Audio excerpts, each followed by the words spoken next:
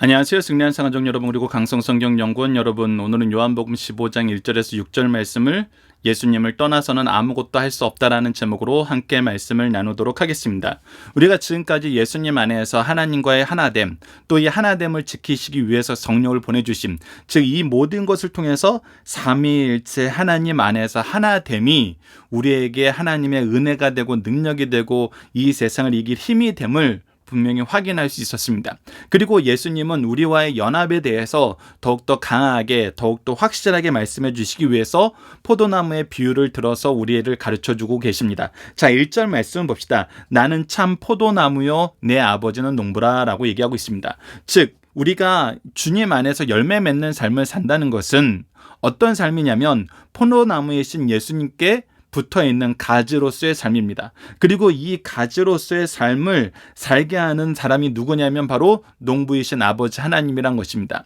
즉 우리가 열매 맺는다는 것은 우리의 능력으로 되는 것이 아니라 예수 그리스도의 은혜와 하나님의 능력으로 이것이 이루어지는 것이고, 이것을 할 수 있도록 계속해서 도우시는 분이 성령임을 우리는 앞선 말씀과 비교해서 연결해서 보면 분명히 볼 수 있습니다.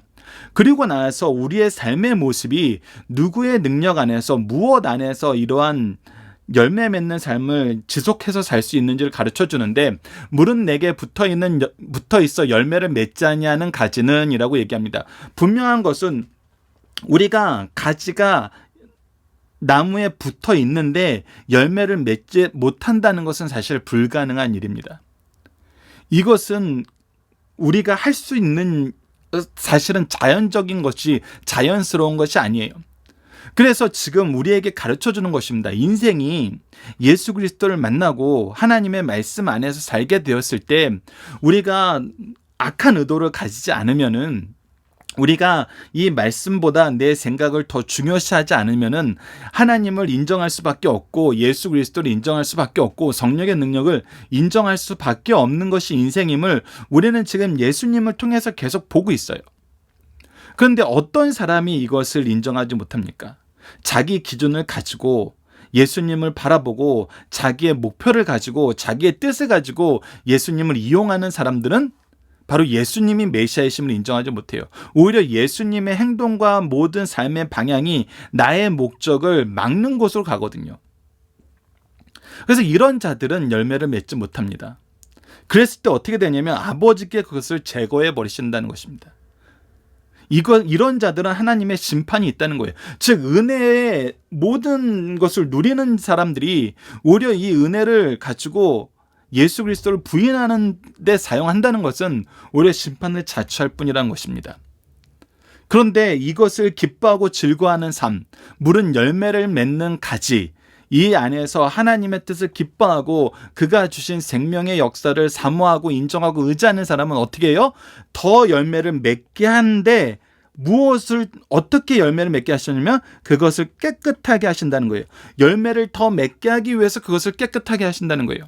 즉 우리는 부족하고 우리는 연약하고 아무것도 할 수 없으나 그리스도께 접붙임 받은 것을 기뻐하는 삶을 살고 즐거워하는 삶을 살고, 이 삶이 나의 삶의 중심이 되어서 그리스도를 사랑하는 삶, 그리스도의 사랑으로 우리가 나아가는 삶, 그리스도께서 우리에게 주신 명령과 계명을 기뻐하고 이 명령과 기쁨이 나의 중심이 되고 나의 목적이 되는 삶을 살 때는 이 삶을 통해서 우리가 깨끗해지는 것이 아니라 어떻게 하신다?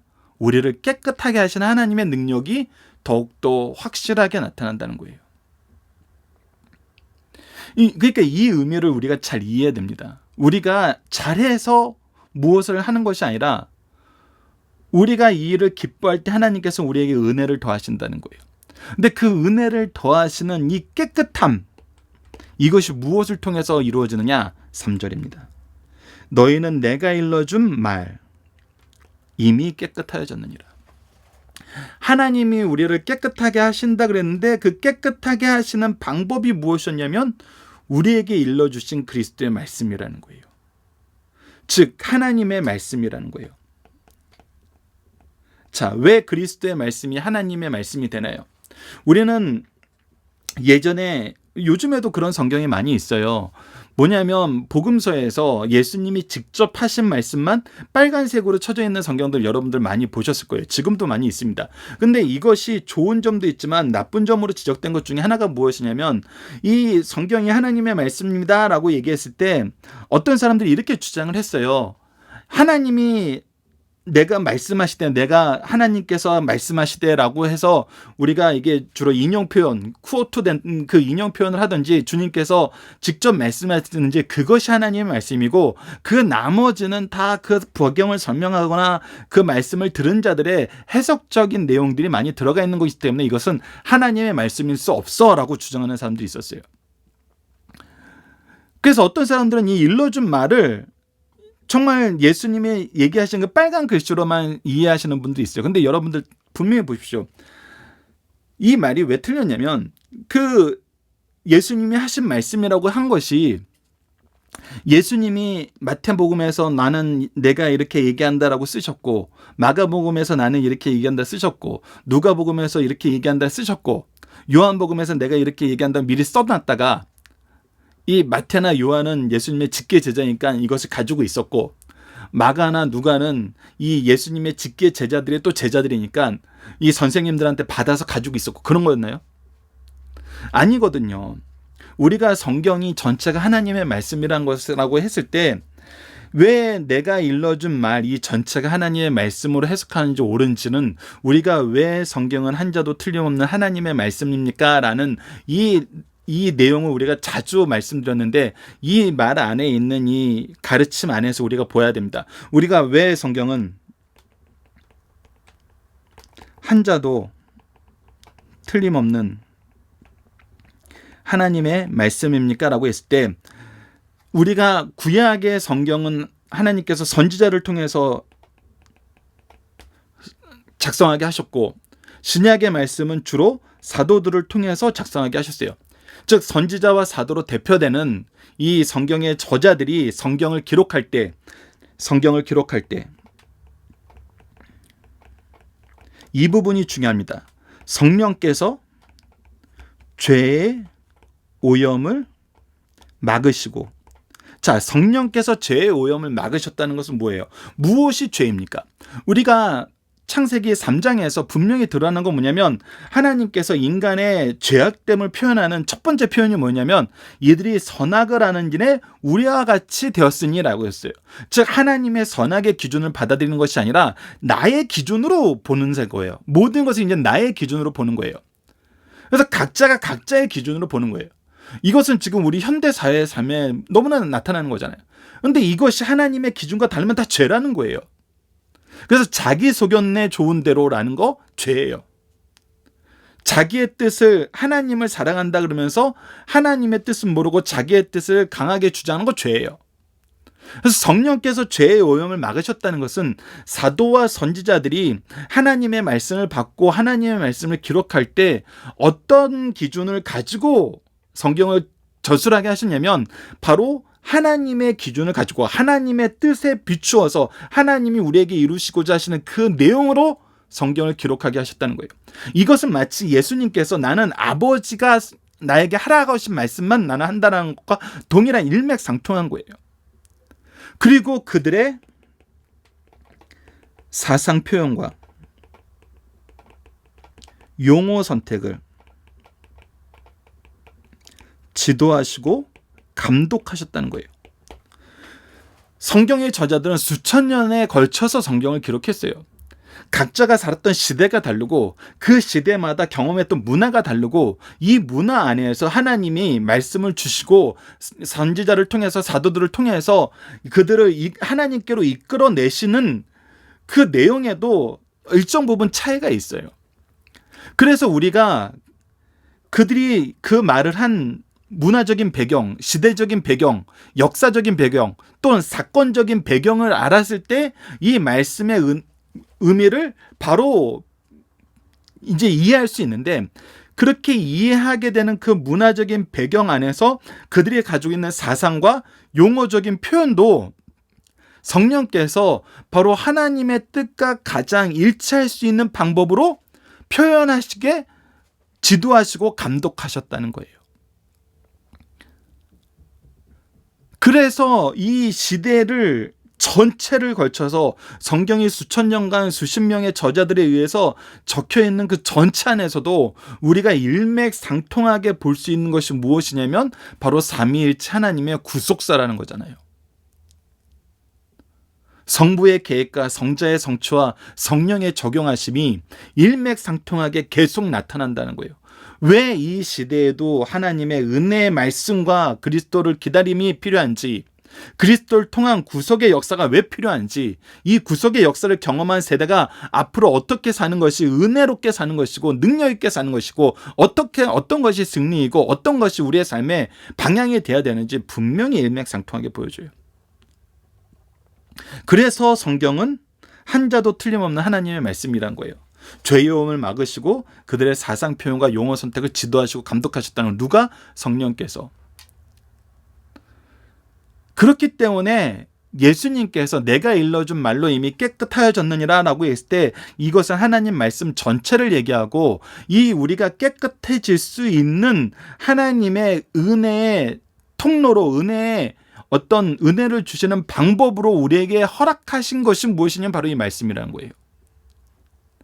그래서 우리가 깨끗함을 받는 은혜의 방편이 바로 첫 번째가 말씀이라는 거예요. 그래서 말씀의 교제가 중요하고 말씀으로 우리를 깨끗하게 하셨다는 이 예수 그리스도의 말씀의 의미를 우리가 비로소 경험하게 된다는 것입니다. 이 말씀 안에서 그리스도와의 연합을 이루었을 때.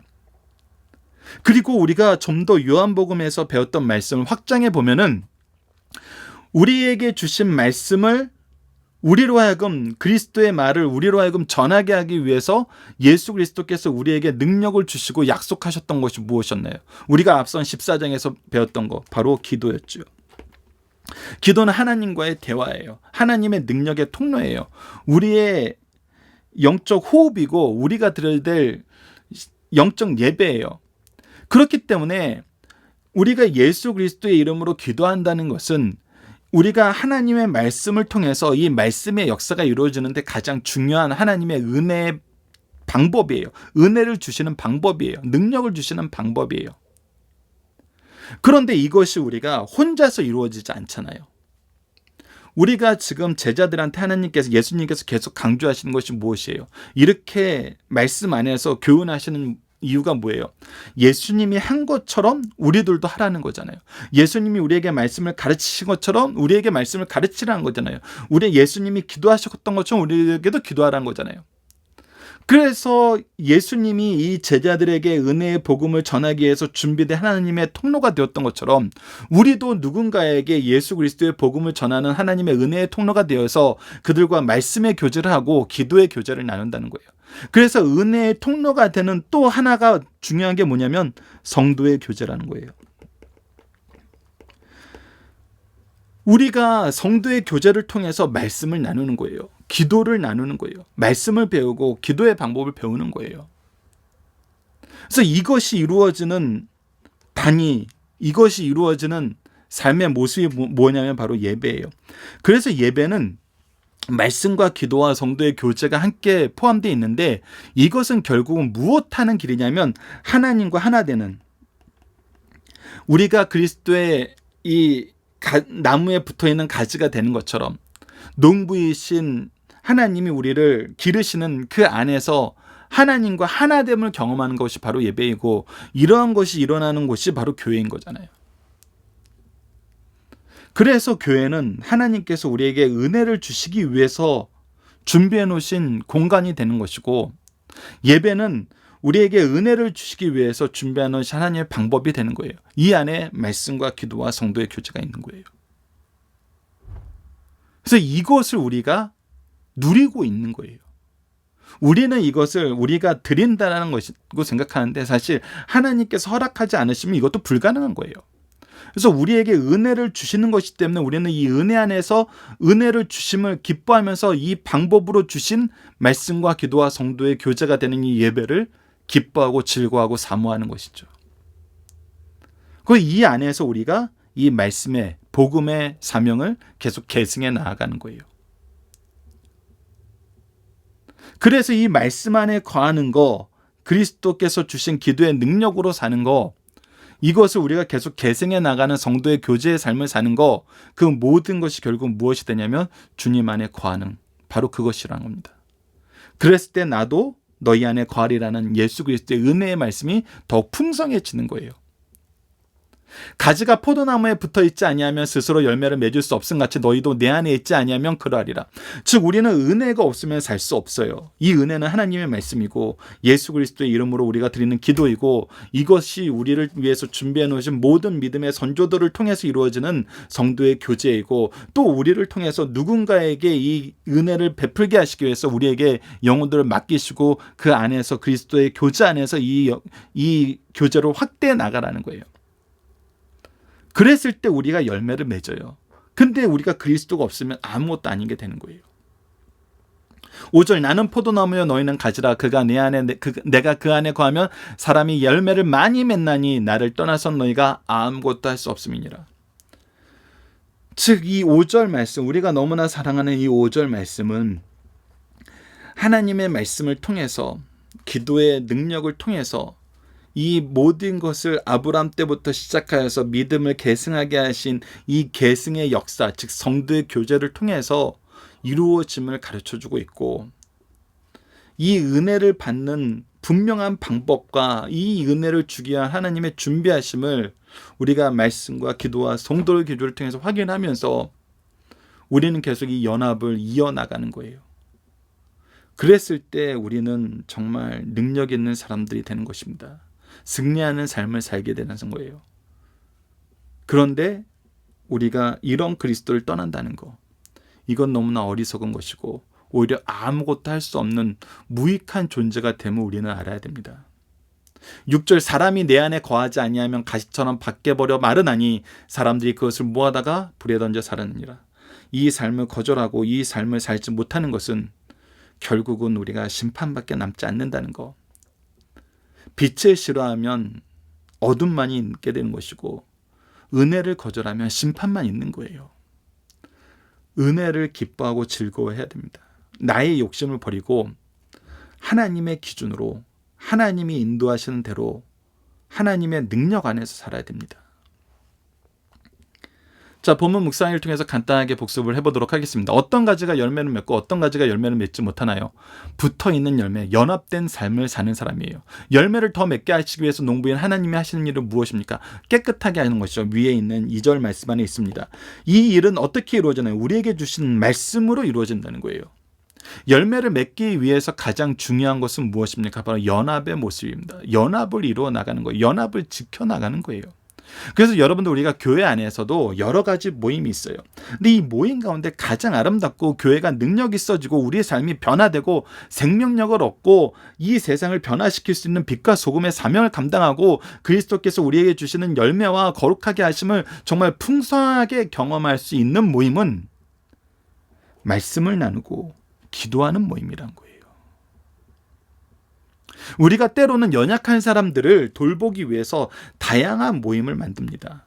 다양한 모임을 통하지만 결국 그들을 우리가 이끄는 방향은 뭐냐면 그리스도와 하나 되는 삶의 모습으로 이끄는 거예요. 그것은 말씀과 기도로 준비된 일꾼들을 통한 이 계승의 역사가 아니면은 그들이 경험하지 못해요. 그래서 우리가 모임도 굉장히 중요합니다.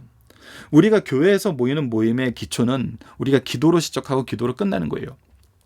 그리고 그 기도와 기도 사이의 내용도 사실 말씀과 성도의 교제로 가득 차야 돼요.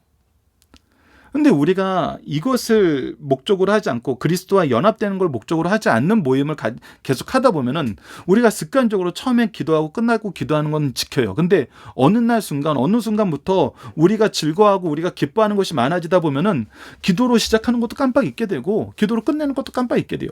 이것은 그냥 모양과 형식만 찾는 거예요. 그리스도와 하나 되는 삶을 살았을 때 우리가 기도하지 않으면 살 수 없다는 걸 알게 되고 말씀을 의지하지 않으면 살 수 없다는 걸 알게 되고 우리를 통한 이 귀한 성도의 교회, 우리를 통해서 우리를 미리 준비시키고 우리를 위해서 미리 준비시키고 또 우리가 준비되는 인생이 되어서 누군가를 채워주기 위한 이 귀한 성도의 교제, 은혜와 축복의 통로가 되는 교제를 통하지 않고서는 우리가 살 수 없다는 거 알잖아요. 그래서 우리의 삶의 모습, 교제의 모습은 끊임없이 그리스도가 중심이 되는 모습으로 바꿔나가야 된다는 것입니다. 자, 서론적인 말씀을 먼저 보고 중심사상 하나씩 보도록 하겠습니다. 요한복음 15장은 주님께서 마지막으로 제자에게 가르친 말씀으로 소위 다락방 강화 중 핵심적인 내용에 속합니다. 15장은 다음과 같이 분류할 수 있습니다. 1절에서 6절은 주님과 제자들과의 유기적인 관계를 천명하신 예수님입니다. 오늘 본문 말씀이죠. 제자들과의 관계를 설명하시면서 포도나무가 주님이시고 그 가지들이 제자라고 말씀하시므로 불과 분리의 유기적인 관계임을 천명하셨어요. 즉 하나가 돼야 된다는 거예요.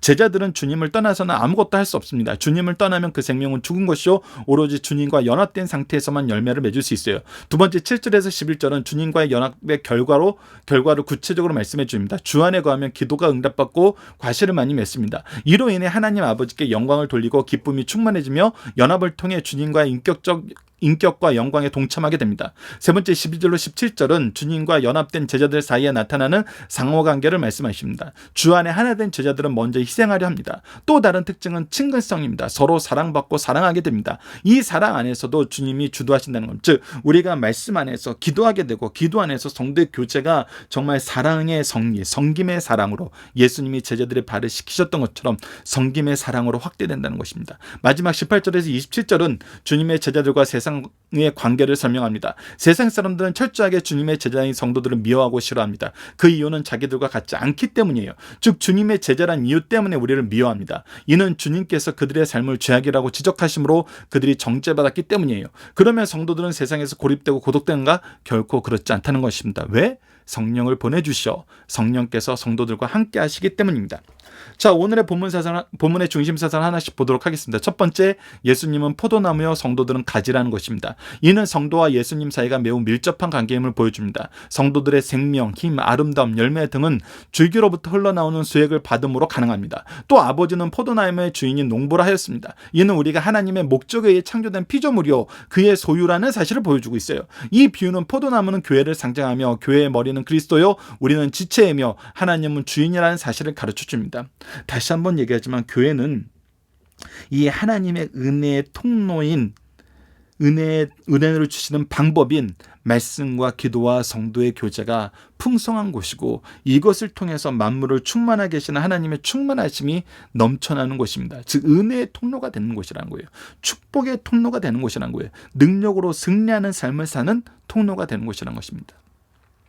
두 번째, 포도나무의 재배의 중요한 일 중 하나인 가지치기에는 두 가지 원리가 있다는 것입니다. 죽은 가지는 아낌없이 제거해야 됩니다. 그것을 놔두면 복이 흉할 뿐 아니라 썩어 곤충과 질병의 잠복처가 되어 나무 전체를 못쓰게 합니다. 또 살아있는 가지라도 보다 탐스러운 과실을 맺기 위해서는 불필요한 성장을 억제하기 위해서 일부 가지를 쳐야 합니다. 이와 같이 그리스도인들도 잣나무를 잘라내는 잔인한 고통을 감수하면 더욱 풍성한 가시를 많이 맺게 된다는 사실을 가르쳐주는 것입니다. 세 번째, 외형적으로 줄기와 잎이 기름진 가지가 있다 하여도 열매가 없으면 소용없다는 것입니다. 아름다운 가지라도 열매가 없으면 소용없습니다. 외형적으로는 그리스도인 같아 보여도 생활 속에 열매가 없는 성도들이 있어요. 그 이유는 그리스도와 연합이 안 되어 있기 때문이에요. 돼 있는 것 같지만 안 되어 있어요. 접붙임을 받지 못한 거라는 거예요. 사람은 그리스도를 떠나 하나님께 인정받을 만한 선한 행할 능력이 없어요. 그러므로 그리스도를 떠난 삶은 아무런 의미와 가치가 없는 삶이요 훗날에 구더기도 죽지 않는 영원한 불못에 들어가는 것 외에 별 도리가 없다는 것입니다. 이러한 사실을 엄숙하게 가르쳐준 말씀이 오늘 본문 말씀이었습니다. 자, 본문 답입니다. 하나님이 가지를 제거하시는 방법, 이것이 이제 성경 전체를 통해서 드러나는 대표적인 세 가지를 먼저 소개해드린 겁니다. 첫 번째는 교훈과 훈계, 징계를 통해서 제거하십니다.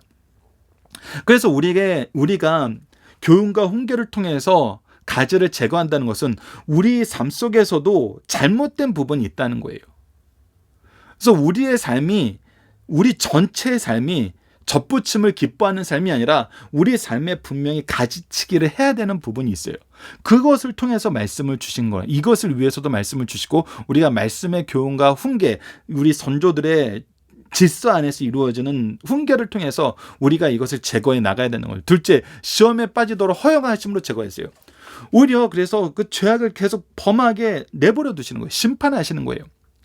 셋째는 세상 염려와 재물의 유혹, 환난과 핍박으로 제거하십니다. 거짓된 자들은, 자기의 목적을 이루기 위한 자들은 그리스도의 연합이 얼마나 즐겁고 기쁘고 이것이 정말 내가 이 세상에서 추구했던 어떤 것보다 값진 참된 생명과 능력의 삶이라는 것을 알려고 하지 않고 이것을 이용만 하려는 사람들은 유혹이 오고 환난과 핍박이 오면 스스로 떨어져 나갑니다. 이것이 어떻게 보면 키질일 수 있어요.